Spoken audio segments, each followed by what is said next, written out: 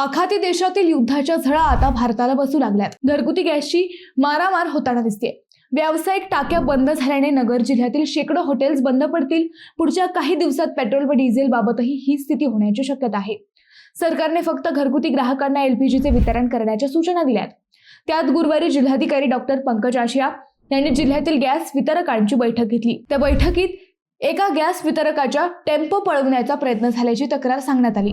त्यामुळे गॅस टाकी वितरणाला पोलीस संरक्षण द्या अशी मागणी वितरकांनी केली आहे। खरंच जिल्हाभर गॅसची बोंबाबोंब होतीये का की सबवितरक काही घोळ घालतायत, हाच विषय आज आपण समजून घेणार आहोत। नमस्कार, मी अद्वैता आणि आपण पाहत आहात अहिल्यानगर लाईव्ह 24 नगरी घडामोडींचा परफेक्ट अनालिसिस। जिल्ह्यात कोणत्याही गावात जा, तुम्हाला गॅस वितरकाच्या गोडाऊन समोर रांगा लागलेल्या दिसतील। गॅसच्या टाक्यांनी सामान्यांची अक्षरशः झोप उडवली आहे। अगदी सकाळपासून गॅस वितरकांच्या ऑफिस समोर ग्राहकांच्या रांगा लागलेल्या दिसतात। गॅसच नसेल तर स्वयंपाक करायचा कसा, हा मोठा प्रश्न सध्या सामान्यांपुढे पडला आहे। त्यातल्या त्यात खेडेगाव किंवा निमशहरी गावात अनेक घरात चुलीही पेटल्या आहेत। एकीकडे गॅसच्या टाक्या मिळत नसताना खेडेगावात किंवा निमशहरी भागातील सरपणाच्या दुकानावरही गर्दी होताना दिसत आहे। पुन्हा जुन्या पद्धतीने स्वयंपाक सुरू झाल्याचे चित्र जिल्हाभर दिसत आहे। आता आपण मुख्य विषयाकडे वळू। नगर जिल्ह्यात भारत पेट्रोलियम, हिंदुस्तान पेट्रोलियम व इंडियन ऑइल या कंपन्यांचे एकूण 109 वितरक आहेत। त्यांच्याकडे एकूण ग्राहकांची संख्या 13,60,773 आहे। सर्वाधिक ग्राहक संख्या भारत पेट्रोलियम कंपनीकडील आहे।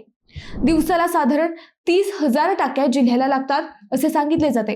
परंतु आखाती देशात सुरू असलेल्या युद्धामुळे एलपीजी येण्यास अडचणी निर्माण झाल्याने गॅसच्या वितरणात व्यत्यय निर्माण झाला आहे। 8 दिवसांपूर्वी जिल्ह्याला 70 दिवस पुरेल एवढा एलपीजी साठा असल्याचं प्रशासन सांगत होतं। परंतु 70 दिवस लांबच पहिल्या 5-6 दिवसातच गॅसच्या टाक्यांची मारामार सुरू झाली आहे। आता ही मारामार का सुरू झाली याचंही कारण आहे। सरकारने आता जे नियम कडक केले ते यापूर्वीही होतेच, फक्त वितरक व सबवितरक या नियमांची अंमलबजावणी करत नव्हते।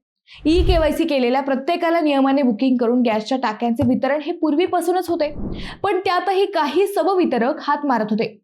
ज्यांच्याकडे पुस्तक नाही किंवा बुकिंगच नाही त्यांना चढ्या भावाने गॅसच्या टाक्या दिल्या जायच्या। यातून नफा कमवला जायचा। गॅसचा पुरवठा नियमित असल्याने हा प्रकार त्यावेळी जास्त चर्चेत आला नाही। अर्थात पोलिसांनी काही गॅस रिफिलिंगच्या सेंटर्सवर धाडही टाकली होती। गॅसचा बोगस पुरवठा करणाऱ्यांना पकडलंही, परंतु सामान्य ग्राहकांना त्याची जास्त झळ त्यावेळी बसली नव्हती।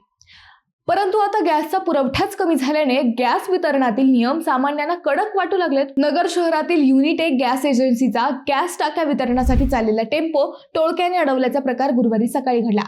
या संदर्भात तोफखाना पोलिसांकडे तक्रार करण्यात आल्याची माहिती एजन्सीच्या संचालक विजया फटांगरे यांनी दिली आहे। पाईपलाईन रस्ता परिसरातील एकविरा चौकात सकाळी हा प्रकार घडला। टेम्पो अडवणारे ग्राहक नव्हते तर टोळके होते। हा टेम्पो एजन्सीच्या वडगाव येथील गोदाम मधून निघाला होता। एकविरा चौकात एक टोळक आले आणि त्यांनी चालकाला आरेरावी व शिवीगाळ करत टेम्पो अडवला। गॅस टाक्यांची मागणी केली। गोंधळलेल्या चालकाने तत्काळ पोलिसांना दूरध्वनी केल्यानंतर हे टोळके पसार झाले। नगर शहरात असे प्रकार यापुढे वाढण्याचीही शक्यता व्यक्त केली जात आहे।